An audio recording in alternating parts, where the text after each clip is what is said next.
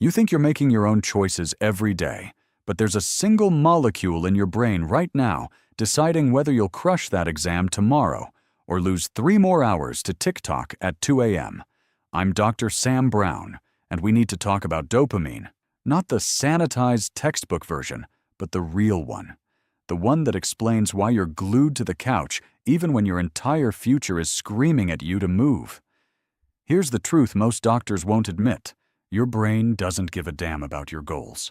Not your career, not your health, not your relationships. It cares about one thing, dopamine, and it will burn your life down to get it. Let me be clear. Dopamine isn't pleasure. It's the fuel for movement, for motivation. It's the razor-thin line between I should do this and I'm already doing it. When it's flowing right, you wake up ready. Ideas come. Action follows.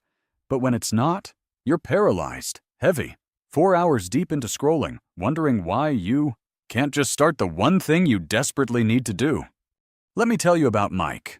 Mid-30s, sharp mind, tech job. Came to my office complaining of crushing fatigue, brain fog, zero motivation. 3 doctors before me ran labs and said the same thing. Everything's fine, probably stress. But I looked at how he actually lived. 4 energy drinks a day, gaming until 3 a.m., porn every night before bed, Instagram during every break at work. His dopamine system wasn't broken, it was fried. Here's what people miss about dopamine. It doesn't care if something is good for you. It only cares if it's rewarding, and your brain is ruthlessly efficient. It wants the biggest reward for the smallest effort. That's why you can play video games for 6 hours without even thinking about a bathroom break. But studying for 30 minutes feels like medieval torture. This isn't laziness, it's biochemistry. When you kill an enemy in a game, dopamine floods in. Instant, predictable, repeatable. But studying for an exam? The reward is months away, invisible to your brain. So it releases nothing. And without dopamine, motivation doesn't exist. There's an experiment that changed how I see all of this. Researchers implanted electrodes into the dopamine centers of lab mice brains. Then they gave them a lever. 1 press, 1 burst of pure dopamine, no effort required. You know what happened? The mice stopped eating, stopped drinking, stopped sleeping. They just pressed that lever, over and over, until they collapsed and died. Food was right there, water, everything they needed to survive. But dopamine overrode survival itself. Then they did the opposite. They took another group of mice and destroyed the part of their brain that makes dopamine. These mice didn't move at all. They just lay there, starving. They still wouldn't get up to eat. But if you put food directly in their mouth, they'd chew it, enjoy it. The problem wasn't wanting the food. It was having zero motivation to reach for it. Sit with that for a second. Without dopamine, you have no drive. With too much, or the wrong kind, you become an addict. And here's the part that should terrify you. Most of us are closer to that first group of mice than we'd ever admit. You're not shooting heroin. I get it. But answer this honestly. How many hours a day are you on your phone? How many times do you check Instagram, TikTok, Twitter, just to see if something new appeared? Every notification is a dopamine hit. Every like, every comment, every video that autoplays. Your brain can't tell the difference between that and cocaine. I'm serious. The same reward pathways light up on an MRI. And the more you feed it, the more you need. Your tolerance climbs. Normal life, conversations, walks, books, stops feeling rewarding. It feels boring. Because your dopamine baseline is cooked. I used to think this was about willpower, that if someone wanted it badly enough, they'd just do it. I was wrong.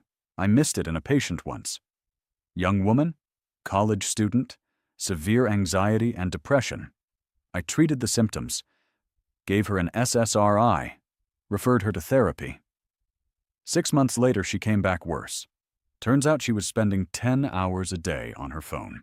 Doom scrolling, binge watching Netflix, online shopping. Her dopamine system was so overstimulated that real life felt like nothing. We didn't fix her depression until we fixed her dopamine. So what actually raises dopamine? Let me give you the numbers, because they matter. Chocolate? About 1.5 times your baseline. Not bad. Sex? 2 times. Even just anticipating it raises dopamine. Nicotine? 2.5 times. That's why smokers reach for a cigarette every time stress hits. Cocaine? Same, 2.5 times. Amphetamines? Adderall, meth? 10 times baseline. You see the trap now, right? Once your brain adapts to that level, normal life feels like absolutely nothing. Here's what your doctor probably won't tell you. If you're on stimulants long-term, even prescribed ones, you're caught in the same trap. Your dopamine receptors desensitize. You build tolerance. Eventually, you need the drug just to feel normal. I'm not saying don't take your medication. I'm saying understand what's happening to your brain. So what do you actually do? First, you need a real dopamine detox, not some influencer's 30-day challenge. I'm talking about 1 day a week where you cut out all the cheap hits. No phone, no music, no TV, no video games, no junk food, no porn, nothing. Sounds extreme? Here's your test. If going 1 day without your phone makes you anxious, that's exactly why you need to do it. You don't have to go live in the woods. You don't have to meditate for 12 hours. Just spend the day doing low-stimulation activities. Walk, read, talk to someone face-to-face. Be bored. I know how that sounds. Boring is what we're all running from. But boredom is the reset button your brain is screaming for. When Mike finally did this, he told me the first day was torture. Restless, irritable, kept reaching for his phone out of pure habit. But by the end, he felt clear for the first time in years. After a month of weekly detoxes, he said something I'll never forget. I forgot what it felt like to actually want to do something. Here's the trick most people miss. You can't just take away the dopamine, you have to replace it with something real. If you're trying to build a habit, gym, studying, working on a project, you need to reward yourself immediately after. Not before. After. You hate studying but love gaming? Fine. Study for 2 hours, then play for 30 minutes. Same time, every day. Your brain will start associating studying with the reward that follows. Over time, studying itself becomes less painful. You're literally retraining your brain to release dopamine in anticipation. One of our producers told me he used to despise wrestling practice. Absolutely hated it. But he loved this one specific energy drink. And only let himself have it after practice. Eventually, his brain started releasing dopamine during practice because it knew the reward was coming. That's when he started enjoying it. Here's another dopamine trigger. Real social connection. Not online. In person. When you spend time with people you care about, people who make you laugh, support you, challenge you, your brain rewards you for it. That's not an accident. That's evolution. We're wired to connect. But online interaction hijacks that system. You get a shallow hit from a like or comment, but it doesn't satisfy the deeper need. So you keep scrolling, hunting for more. It's like eating junk food when you're starving. Tastes good, doesn't nourish you at all. Let me give you what actually helps. Exercise. Not because it's good for you, but because it literally increases dopamine receptor density. Your brain becomes more sensitive to dopamine, meaning you need less to feel good. Sunlight. 15 minutes in the morning regulates your circadian rhythm, which regulates dopamine. Protein, specifically foods high in tyrosine, chicken, turkey, eggs, almonds. Tyrosine is the building block of dopamine. No tyrosine, no dopamine. Sleep. When you're sleep deprived, your dopamine receptors shut down. You can flood your brain and still feel nothing. And the one nobody talks about. Cut the stimulants. Coffee, energy drinks, pre-workout. They spike dopamine short-term and crash it long-term. I'm not saying never drink coffee. I'm saying if you need 3 cups just to function, you've got a problem. One more thing, and it's going to sound counterintuitive.